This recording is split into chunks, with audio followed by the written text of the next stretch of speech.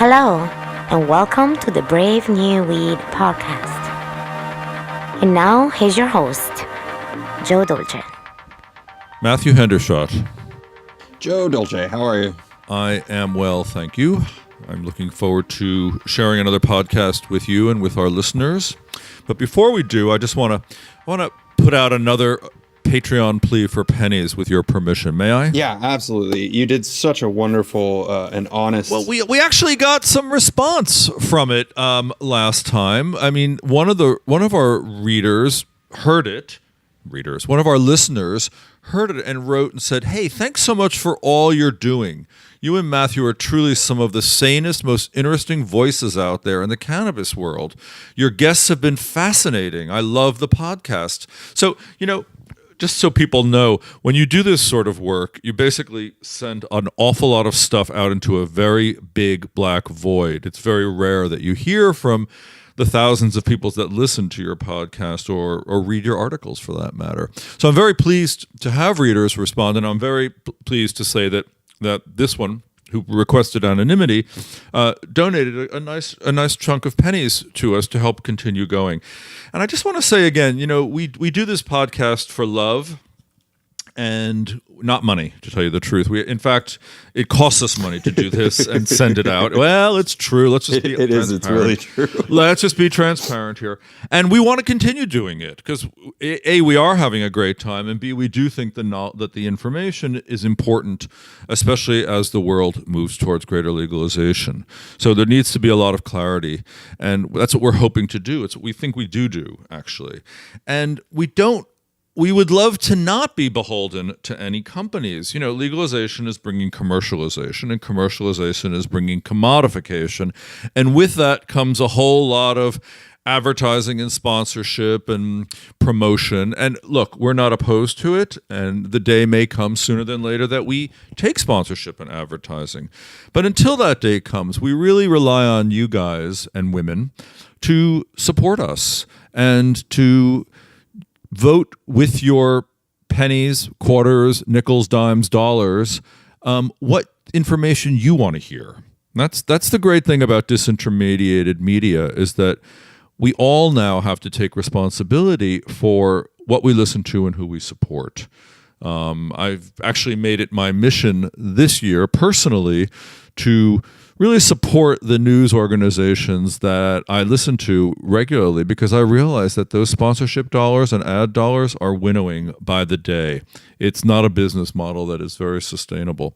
So we all have to sort of take some responsibility for the information that comes into our lives, into our brains, and we have to support them with our dollars. There's no other way. So I've made my point. I don't want to bang on it for too much longer, but please, if you value this podcast, if you get something out of it, if you think people in the industry get something out of it, please share it with them. Please remind them and remind yourselves that we do this on our own dimes and could use a few of yours. And of course, if you're not in a position to support us, let this message go right by, okay? Don't even think about it. Just keep coming and listening. That's what really matters too. Thanks so much. Yeah, if you do feel the urge to support the show, the way to do it most simply is to visit our Patreon page.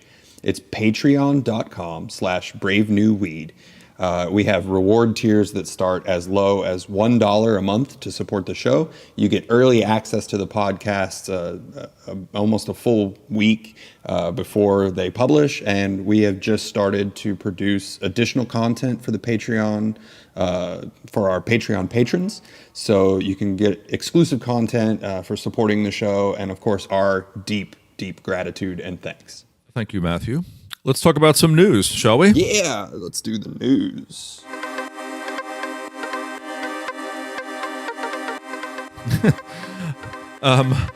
What have you seen lately? What intrigued you this week? Well, obviously there are the standard issue stories coming out of Canada, the video clip of the first legal sale that went on, and sort of this wave of appreciation. But it's been pretty quiet and calm on like any sort of negative news or big impactful news. It's just sort of like, another normal day.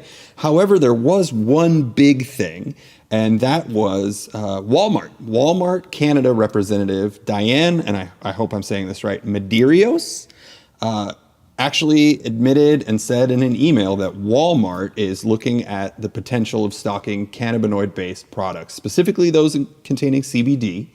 And they have really chalked up the research to doing their due diligence to becoming a part of this new industry.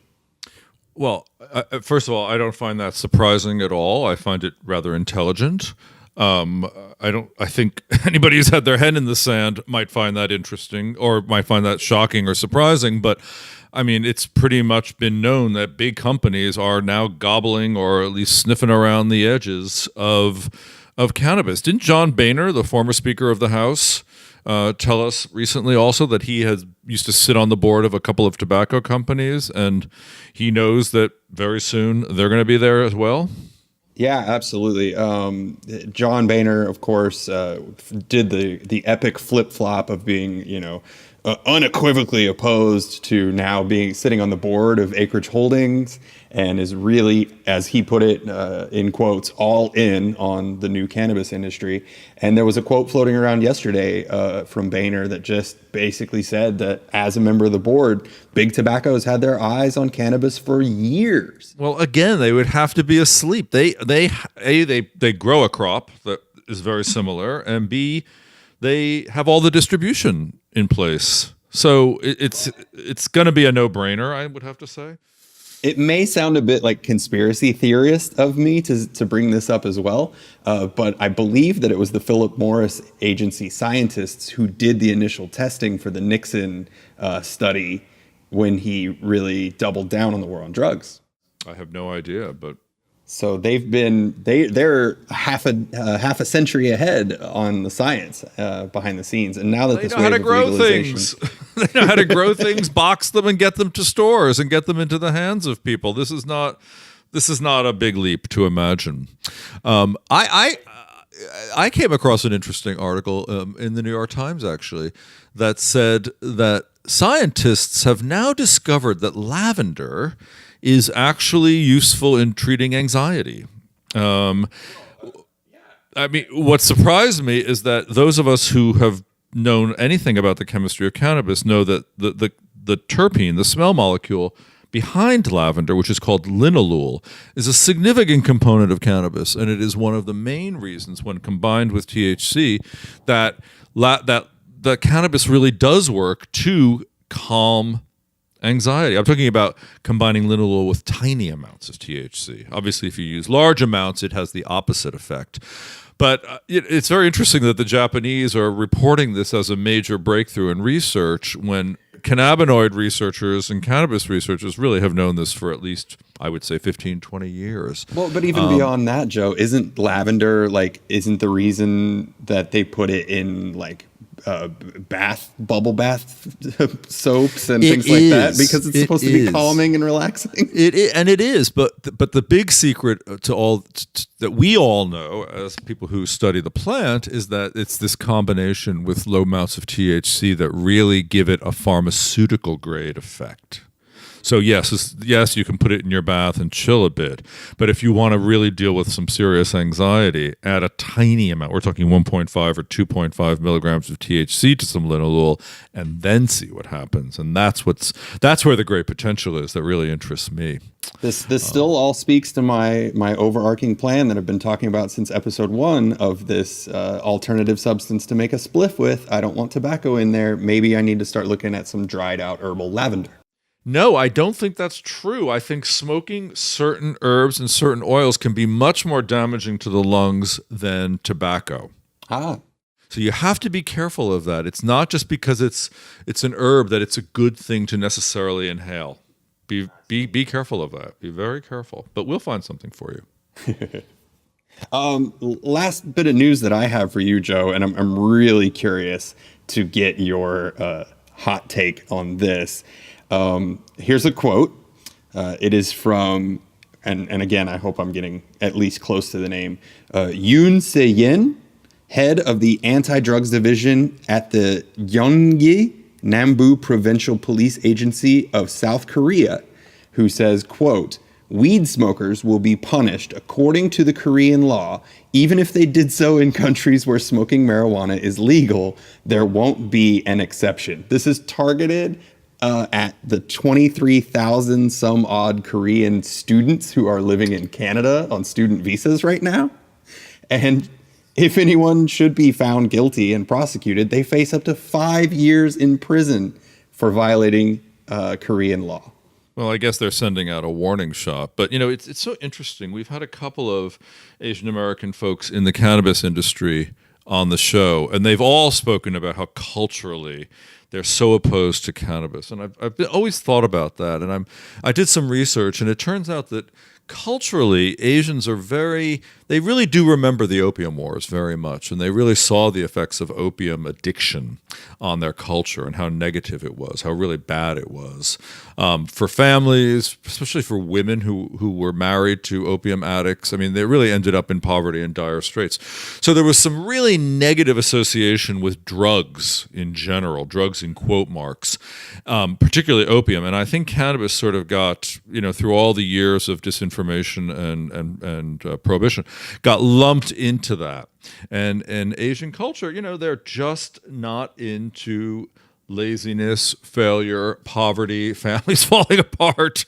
I mean, it's a very good idea to keep all those things together. And a lot, especially in immigrant cultures, especially in a culture like Korea, which has been invaded and decimated many times, and where lots of their citizens are abroad. So they do toe a very tough line on this. I think it's in part historical, in part cultural, and obviously there's some legal stuff going on there too. Singapore is also very similar about inebriants, although I think, go out and get drunk, sure, great.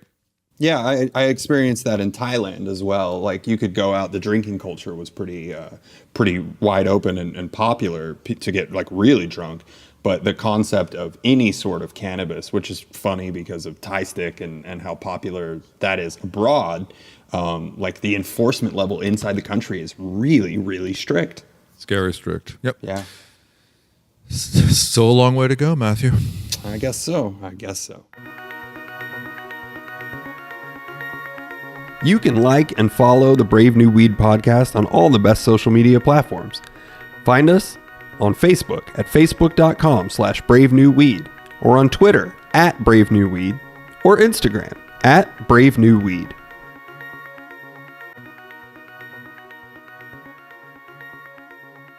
We mentioned John Bohner is on the board of a company called Acreage Holdings, and I had the opportunity through Acreage Holdings to interview the former governor of Massachusetts, William Weld, on the stage of the Cannabis World Expo in Boston on October 26th. What you're going to hear in this podcast is a recording of that interview. I found Bill really a fascinating, sort of maverick kind of guy. He was elected as the Republican governor of Massachusetts, not once but twice. Massachusetts is a very blue state. He's an out-and-out libertarian, is all for things like legalization but low on regulation. We probably have a few points of difference on that. But he also was one of the first and most outspoken proponents of legalization of cannabis. I'm talking 1991. That was 5 years before California voted to legalize cannabis. He was also, at the same time, a very outspoken advocate of gay lesbian rights. So, he rubbed against the chaff of the Republican Party at that time, but he didn't really care. He got elected twice. He's been around for many times. He actually ran for vice president with Gary Johnson in the 2016 election, and recently did join the board of Acreage Holdings, which is a multi-state venture capital-backed cannabis company, so far devoted mostly to medical cannabis. So we had a great interview on the stage of the Cannabis World Expo in Boston, and I'm going to share that with you in this podcast today.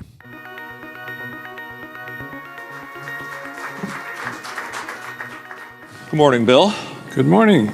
Let's dig in right away, okay? Why not? Tell us about your personal evolution on cannabis legalization, okay? What was your aha moment? How did this all start for you? Well, there wasn't much of an aha. I remember in my first year as governor, which was 1991, I was reading that the medical evidence was conclusive that marijuana could be useful in treating two illnesses. One was nausea from chemotherapy, and the other was glaucoma, the eye disease. And so, being an enterprising sort, I thought I'd raise my hand and say, well, we really should make marijuana legal to treat these. I mean, after all, morphine is a poppy derivative, and you could have it licensed by NIH, but it should be legal. And that, to me, was an obvious thing to do. When you have an office like governor, your job is to take care of all the people, and some of it is broad-based, like cutting taxes is good for the economy, in my view, so you do that. But then if you see a population with a felt need, you should go right to it. So that's why I said that. That's really great. But 1991, for those of you who don't remember, it was really the second war on drugs. Ronald Reagan sort of amped it up in the late 1980s. George Bush carried it on. This was 5 years before California.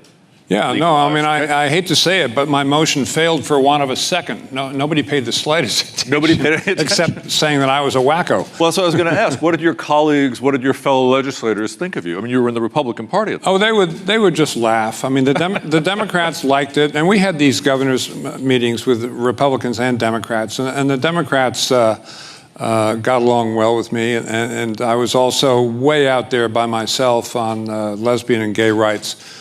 And the Democrats would say, don't you realize you're supposed to be all one thing? You can't pick and choose positions? I said, yeah, no, I didn't realize that. But it was a joke. So did you have any personal experience at the time with cannabis? I've come to have it. I have a family member who has a daughter with seizures, many, many seizures every day. So I've come to be familiar with that property of cannabis, the ability to reduce the number of seizures from 500 a month to 2. I mean, it's life-changing for the family, but that's more recent. No, I didn't have any experience either myself or with family members at the time. It was just a policy based on the facts and the science. And have you changed that since? Have you had any personal experience with the plant? No, but I will. I'm probably only a few years away from the aches and pains that come with age. And it works well. My law partners at Mintz, this is all perfectly legal now in Massachusetts, swear by these CBD creams for the topicals. The topicals. No, they really work. So I'm going to be right there with bells on. That's fantastic. That's at a minimum. No promises. Let's look back. Let's look a little wider at the larger picture in America right now. What's your feeling about the Congress and the current administration? Do you think they're capable of tackling this idea of national legalization? Do you think it's an idea that should happen, even?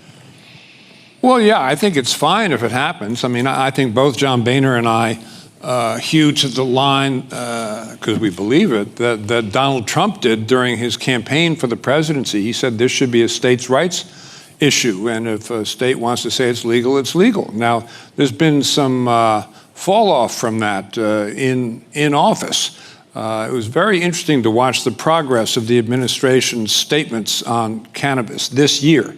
The week that John Boehner and I joined the board here, 2 days later, the president reached a deal with Cory Gardner, who's a Republican senator from Colorado, that, okay, we'll leave you guys alone because it's legal in Colorado. And a day after that, Jeff Sessions, who's a former colleague of mine, actually we were both U.S. attorneys in the Reagan administration, said, well, maybe we need to study this a little bit more, and maybe cannabis does have helpful effects. So I think they were, reading the press and wanting to give a little bit of ground to accommodate a new political reality. And there have been further statements along that line. The Food and Drug Administration is the custodian of this issue and its interface with the World Health Organization. And within the last week, they said, oh, CBD, nothing the matter with that. That shouldn't be part of all this regulation in the first place, which, of course, is what we've been contending for. And Gary Johnson and I campaigned on that basis in 2016, that cannabis needed to be descheduled, period.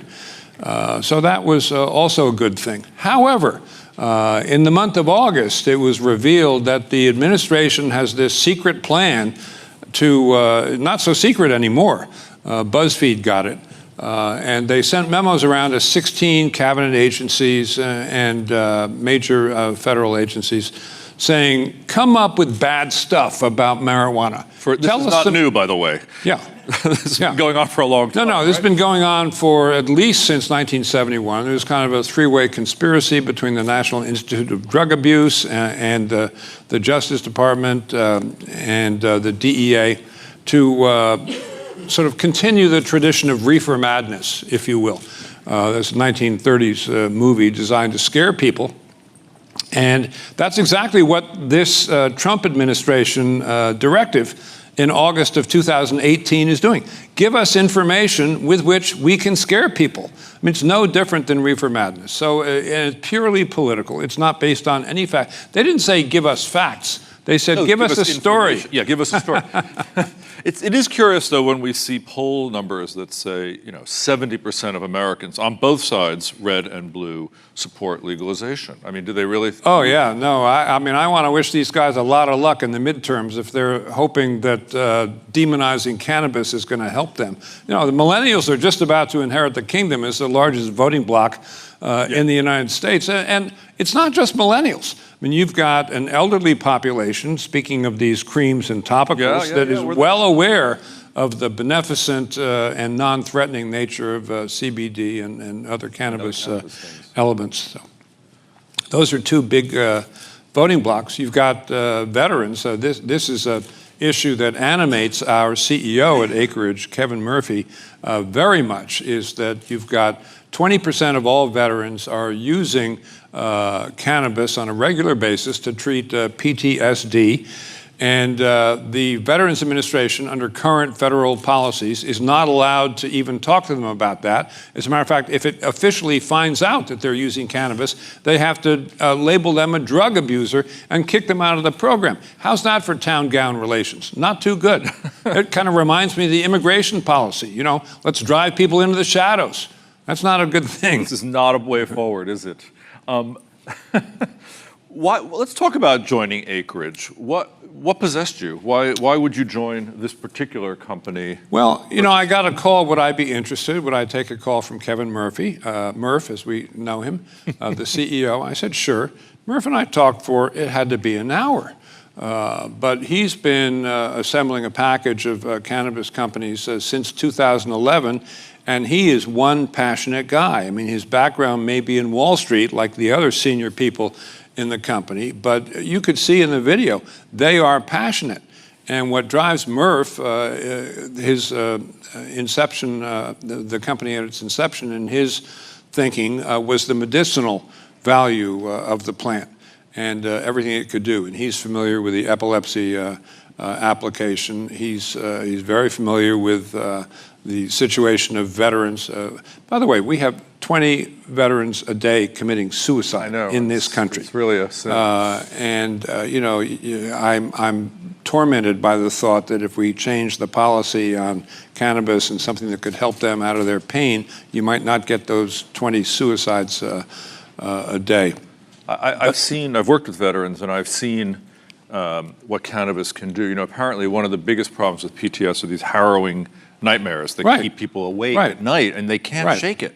Right. They can't, but cannabis somehow allows them to sleep and somehow even temporarily blot out that memory. Oh, it has a very soothing effect, cannabis. So it is used for to combat the sleeplessness. But the other thing that Murph put on the table in that first conversation was the social justice issue.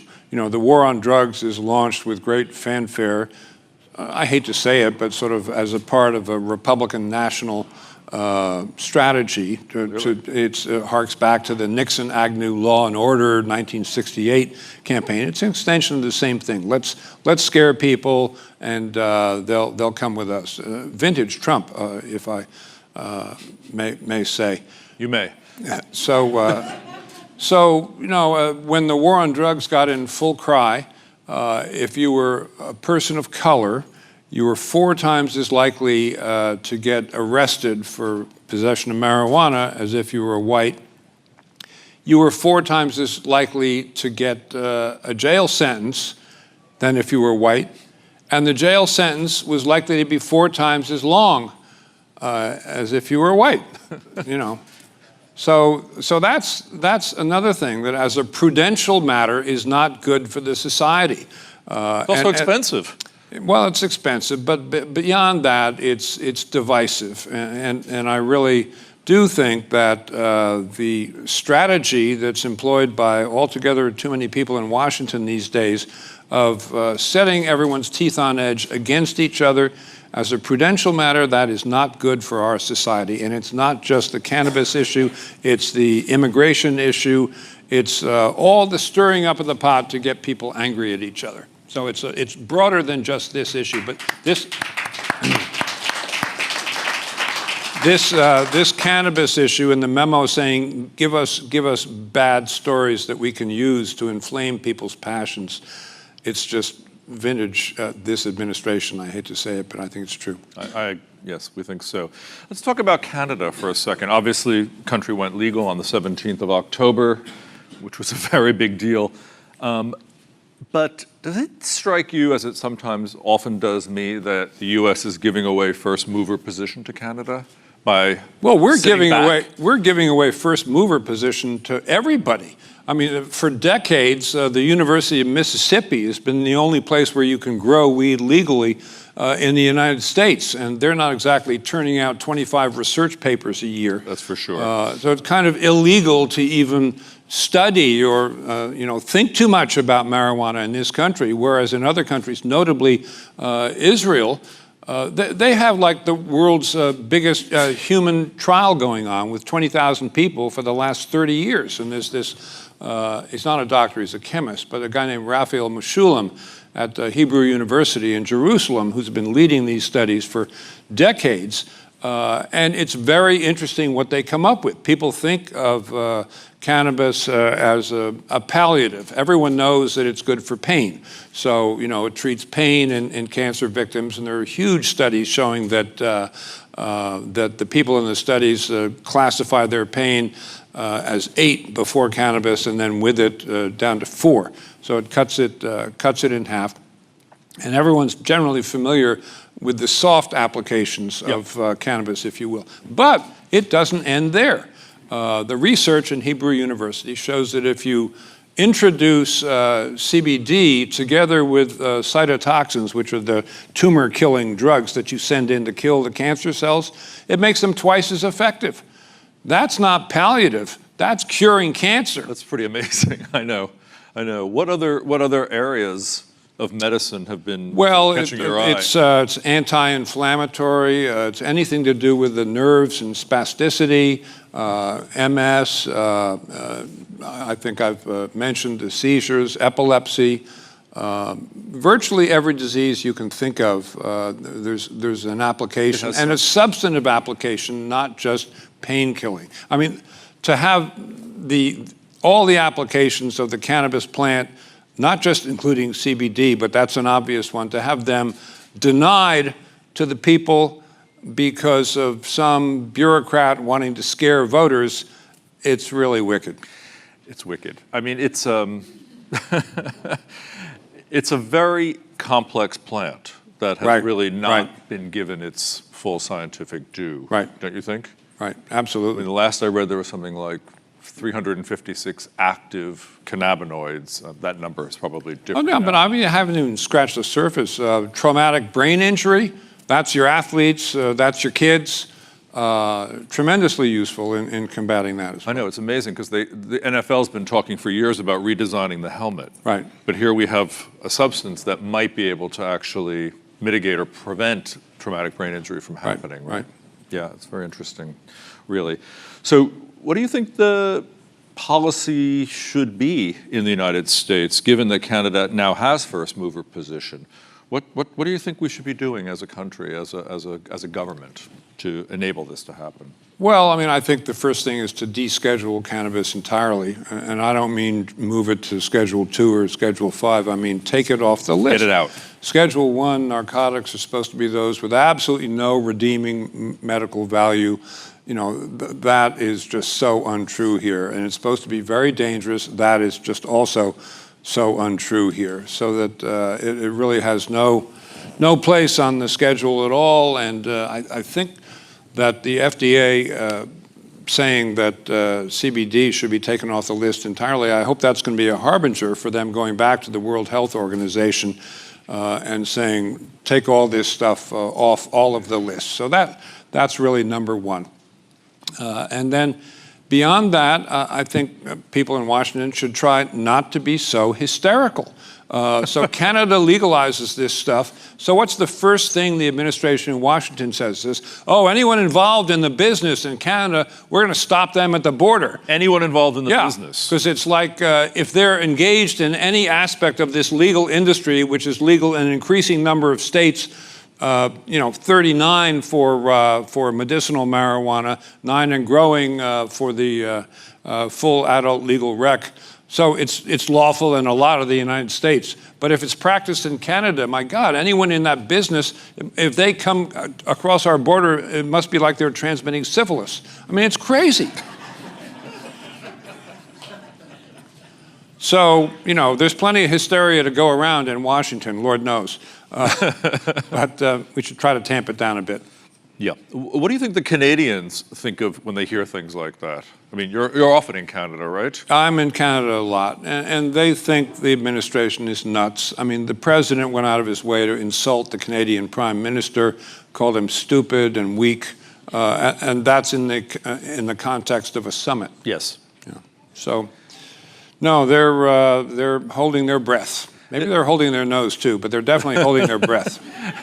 I mean, it also seems to me that the Canadians have not only first mover position in North America, but across the globe, right? There are many markets about to open up in Europe and Australia, South Africa, right? Europe is just a knock away. Knock on the door. Yeah. What do you think do you think there are any societal concerns that we have to be really aware of in the advent of full legalization, national legalization? Well, any lunatic can do themselves harm with marijuana by overuse, as you can with alcohol. And I think, I won't say alcohol is a nasty drug because I had a long and friendly relationship with it. However, I do think it's nastier than marijuana. And you can do yourself more harm quicker than you can with marijuana. And there may be some wrinkles to be ironed out. How do you find out if someone is driving under the influence of marijuana? But that's really not different than alcohol. And this parade of horribles that people conjure up again, I think, is a scare tactic. And alcohol and tobacco, I would say, are considerably more potent negative forces in American life today than marijuana is. Is there anything else you would like to address on the topic of cannabis, Acreage, and the coming wave of legalization? Well, just that I think it's, my experience with the issue has been fact-based and scientific-based, I think that's a good basis for having a point of view. It's not really emotion-driven. The negative attack is emotion-driven. Yeah. And I do have an emotional investment in the issue because I think it's part of taking care of people in society. And I've been a government official for a long time. And I do feel interested in how the government can responsibly address the needs, not the pleasures, but the needs of its citizenry, and this is a cardinal example. There's one more thing I wanted to ask you about, which is that all the predictors are saying, oh, this industry is being primed for the takeover by alcohol, or big pharma, or big everything, really. What do you think about that? You know, I don't buy that. You know, if somebody came along and saw Bill Gates and Paul Allen in the infancy of their industry, would they say, oh, well, you know, IBM is going to take over this entire industry. There'd be no room for Bill Gates and Paul Allen. That would have been a very bad bet. And the reason that would have been a bad bet is that Bill Gates and Paul Allen had vision. Yeah. You know, I talked to Kevin Murphy. I think he has vision. And I think a lot of the players that are around now are going to survive and be major players in the industry. If you know, big pharma or big tobacco wants to come in and say, we want to merge with you guys, we want to scoop you up, that's an investment. That's a money investment. It doesn't mean that they're going to be the soul of the industry. It doesn't mean that they're going to be driving the industry, because unless they have the vision, which includes empathy, they're just not going to be. They're not going to be driving the agenda. It's good. I'm glad to hear you use the word empathy. It's not a word that often gets talked about today in the era of mass consolidation. Right. But I think it's an important quality, huh? Yeah. No, that's the elixir. That's the magic ingredient that is going to make this industry work. And there can be economic combinations of companies at the stock level, but that's not necessarily going to drive what happens at the human level, which I think came through a little bit in that video about Acreage that we saw up top. Yeah, I think so too. Are there any questions from the audience? Can we? Looks like the hook is coming here. Actually, audience ho. Who's got our? Open the fireside chat right now for some Q&A. Fred has the microphone, and Joe, if you want to choose the questions. I see a man with his hand up over here. Yep. Hi. Great presentation. Good to have you on stage for this. My name's John McKim with Synergistic Technologies, and one of the things that I take a bit of exception to is how Mississippi State kind of gets demonized. Knowing a little bit about what they're doing, and it wasn't so much Mississippi State or Dr. Osoli, but the U.S. government was only allowing them to have so many varieties that they were able to do, and then they would ship them to RTI, and there they would be made into a joint. So on that side, he was always wanting to have more varieties, and finally got, I think 3 years ago, 14 varieties up from his 2. And I also think that when the U.S. government, I think it was August of 2016, that allowed him to have 49 more applications for other universities to contribute into the varieties. And I think that those sort of got held up by the U.S. government versus Mississippi. Oh yeah, no, I didn't mean to say that this was the fault of University of Mississippi. My point was that the United States government has limited production to the University of Mississippi, and it could be everywhere. And the states are taking the lead here, as they so often do when the feds are falling down on the job. The government in Pennsylvania has licensed 8 hospitals to conduct research in this area. So, you know, often the states are laboratories of democracy, and here they're literally going to be laboratories for the research that should be done with federal support and is not being done. Okay, coming up to the front. Here's somebody. Okay. I'm sorry to make you exercise. No, I need it. I need Okay. it. I'm good. There you go.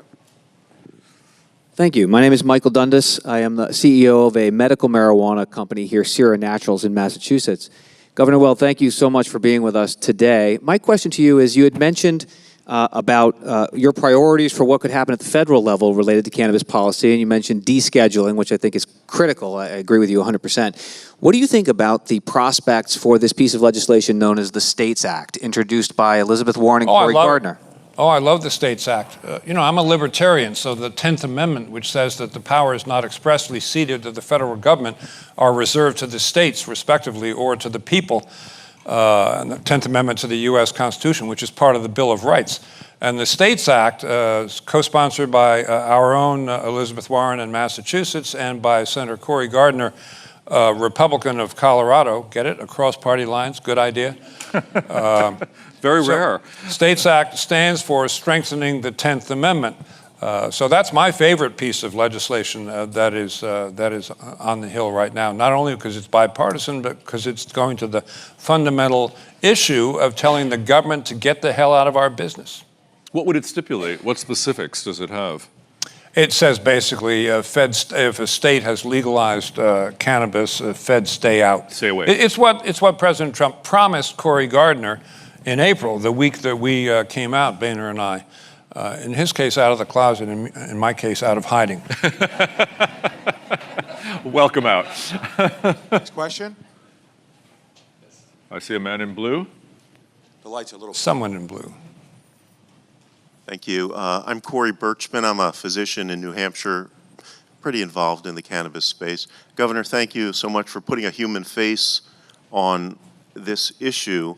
I'm interested in knowing if, you know, with the triumvirate of you, Speaker Boehner, and now Prime Minister Mulroney adding some real street credibility to this issue, do you see any movement where you can be involved politically at the national scene to try and move the football down the field in descheduling cannabis? Oh, absolutely. I mean, Gary Johnson, with whom I ran in 2016, always said that descheduling of cannabis would be a day one issue for him. And Gary was just death on the war on drugs and the devastation that he felt it had wrought. And that's why I think I said earlier, I want to wish the administration a lot of luck in the midterms if they think they can ride the scare campaign anti-cannabis to electoral success. I think that's designed to blow up in their face. So I think it's a major political issue. I plan to be very vocal on this issue and other size and role of government issues in the next couple of years. I think we have a poisonous atmosphere in Washington, D.C., and to some extent, hate to say it, but I think both the big parties are nanny state parties, which we libertarians, that's not what we like. I'll be heard early and often on this, perhaps nowhere more early than in New Hampshire. All eyes are about to turn to your state of New Hampshire. As the candidates for 2020 begin to trudge through the snows there, probably not later than February of this coming year. Next question. Hi, thank you very much. My name is Noah Kaufman. I'm with Strain Print. We're a Canadian company doing research on cannabis efficacy with crowdsourced data coming from a journaling app. And we were just over in Israel speaking with actually the people you mentioned. And I'm curious what companies like us or this community can do to help drive forward bringing America over into legalization so that we can push the science forward and help many, many more people. Well, the more scientific papers that get published, the better. Joe has been kind enough to share with me and with Acreage all the papers coming out, not merely from Israel, but around the world. And, you know, that's where I learned about doubling the effect of the cytotoxins that are sent in to kill tumor cells in cancer victims. It's the whole range of issues. They're all covered in there's 12 seminal papers that I know I've read that Joe Dolce sent to me. So I think publicity is the name of the game. I think further research is the name of the game. You read the reports by the doctors who are the authors of these papers, and you can tell they're just bursting with a desire to go press further at the edges of the problem and the test to get confirmation of what they suspect when they start, and it's confirmed in their studies. So, but I think the whole thing is inevitable in a way because there's enough scientific evidence of the helpfulness, to put it mildly, of the cannabis plant in a wide variety of applications, so that I don't think any politician is going to be able to stop it.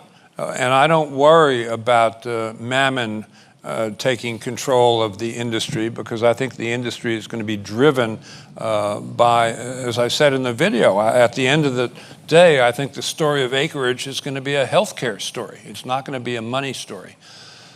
So I think there's a huge momentum there which nobody's going to be able to get in the way of. But obviously companies like yours that are helping to open the door and publicize the truth, may you multiply. We Just have keep time doing for it. about 3 more questions. Okay. And we got 2 right here.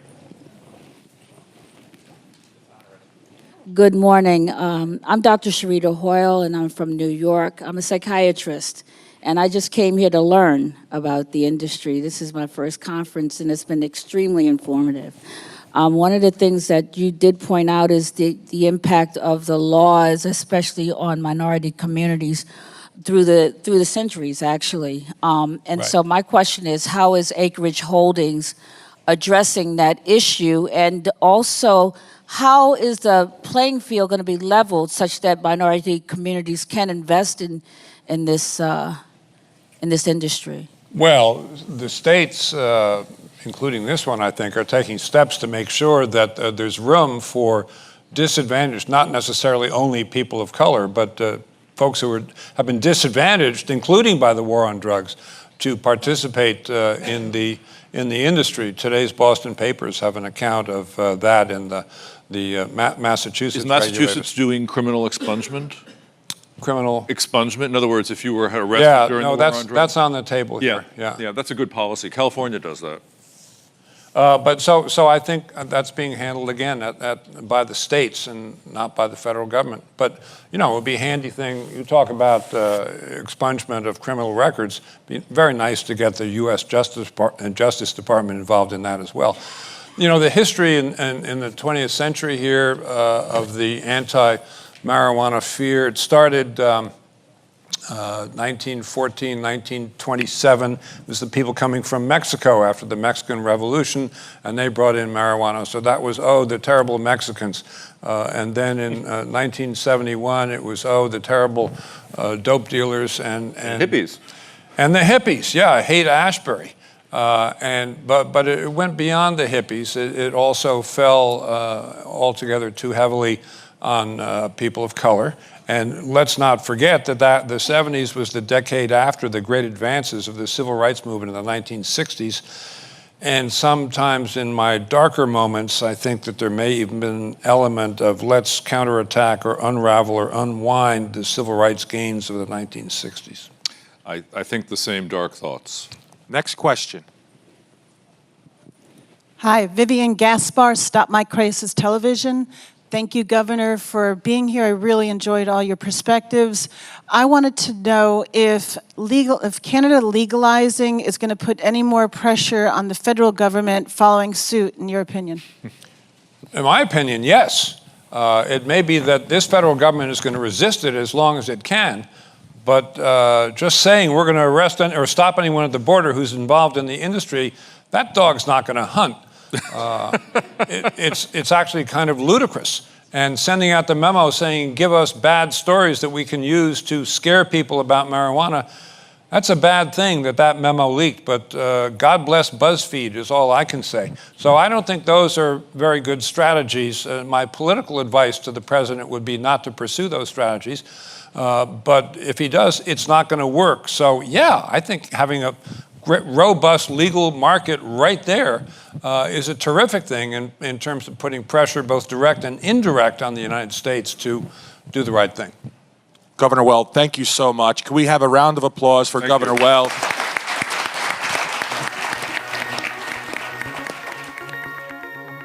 If you want to be the first to always know what Brave New Weed is up to, you can join our mailing list. Find signups at bravenewweed.com.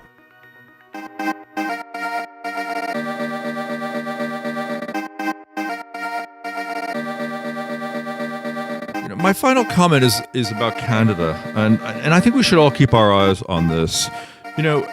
Once again, even the naysayers, the prophets of doom and gloom, have been predicting utter chaos with legalization. And I don't know, Canada legalized on October 17th, and it doesn't really seem to be much noise coming out of it. The world has not changed. The world doesn't change. It was just like that in California, Matthew. When California went legal, San Francisco was not suddenly enshrouded in clouds of cannabis smoke. A lot of people who don't use the plant didn't even notice. It didn't affect them. And those who did breathed a huge sigh of relief that they could now go into a dispensary, buy what they want, feel like a responsible adult, and be treated as an adult, be treated as one would and one deserves to be treated in a consumerist capitalist culture. So I think it's very important to watch Canada. I think obviously lots of money is going to be going through there.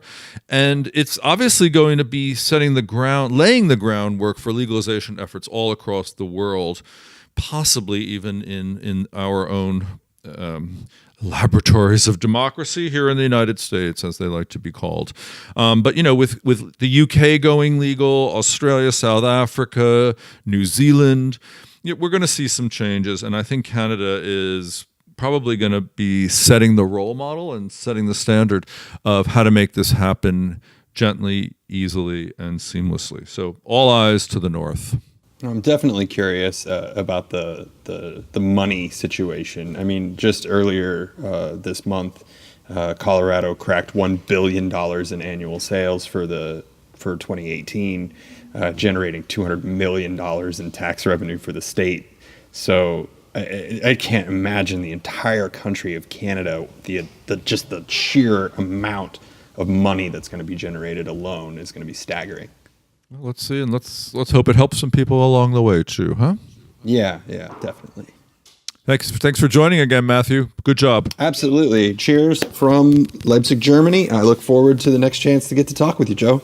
Superb. I think our next guest is going to be a fantastic interview with Dr. Julie Holland. Julie was one of the first guests on our podcast many years ago, and she's a psychiatrist, and she has a lot to tell us about women in cannabis, about how we use cannabis in the brain differently. And I think we're going to talk about why men have nipples. Yeah, right. Which is a perennial question that's always baffled me, other than for our own secret pleasures.